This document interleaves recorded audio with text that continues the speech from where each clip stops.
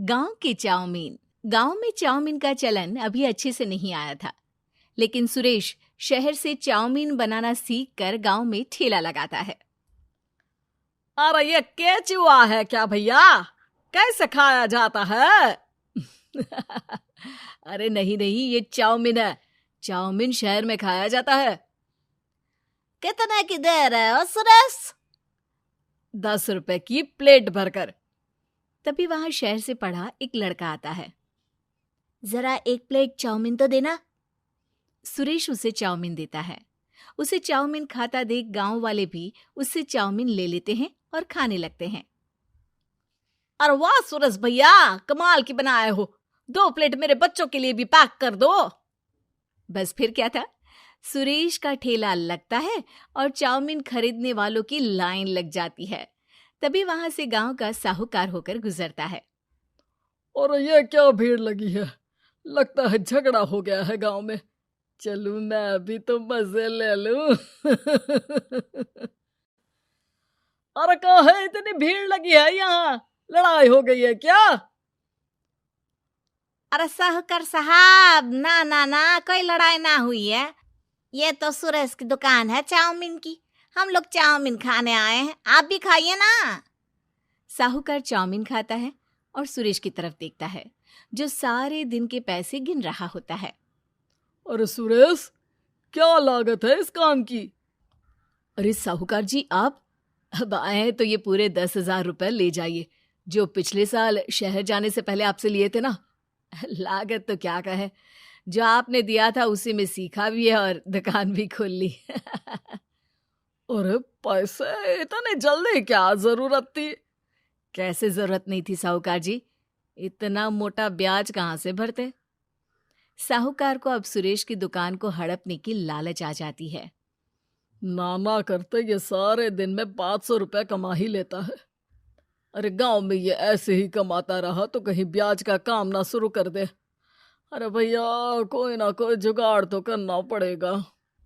अब साहूकार घर आ जाता है और अपनी बीवी को सारी बात बताता है। हाँ जी, ये तो मैंने भी सुना है कि सुरेश के हाथ की चाउमीन नहीं खाई तो कुछ नहीं खाया। अरे हाँ हाँ, सही ही कहते हैं। मैं अभी खा कर ही आ रहा हूँ।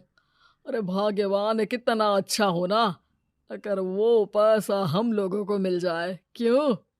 हैं? हाँ, वो तो है, लेकिन कैसे? हम लोगों को तो चाउमीन बनाना आता ही नहीं है। साहूकार और उसकी बीवी अब रोज चुपके से सुरेश के घर जाते हैं और खिड़की से उसे चाउमीन बनाते देखते। अब क्या था, दोनों को चाउमीन बनाना आ जाता है। फिर एक रोज, और सुरेंद्र, तुझे साहूकारनी ने बुलाया था। बोल रही थी कि बेटे के जन्मदिन में 10 किलो चाउमीन का ऑर्डर देना है। बना दोगे ना? अरे हाँ हाँ साहूकार जी, मैं जरूर बना दूंगा। कब देना है घर में 10 किलो चाउमीन? अरे वो तो तू घर आकर बता कर लेना, मैं नहीं बता पाऊंगा। ठीक है, शाम को काम निपटा कर आ जाता हूँ। सुरेश साहूकार के घर जाता है, लेकिन वहां मियाँ बीवी मिलकर उसे बंधक बना लेते हैं। अरे मुझे क्यों बांध रखा है? मुझे छोड़ दो। आज से तेरा ठेला मैं लगाऊंगा और बहुत सारे पैसे कमाऊंगा। साहूकार एक आदमी को सुरेश की निगरानी में लगा देता है और वहां से चला जाता है। अगले दिन, अरे साहूकार जी, आप कब से चाउमीन बेचने लगे और अपना ये सुरेश कहाँ गया?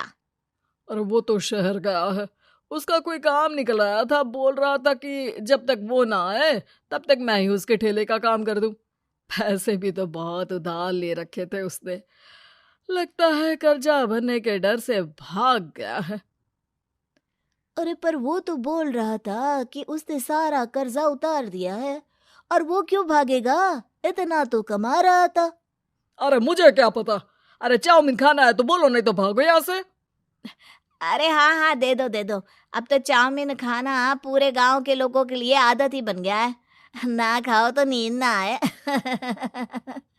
हाँ हाँ, तो लो और निकालो 50 रुपए। 50 रुपए क्यों? सुरेंद्र तो 10 रुपए में देता था। अरे वो पागल था, मैं थोड़ी ना हूँ।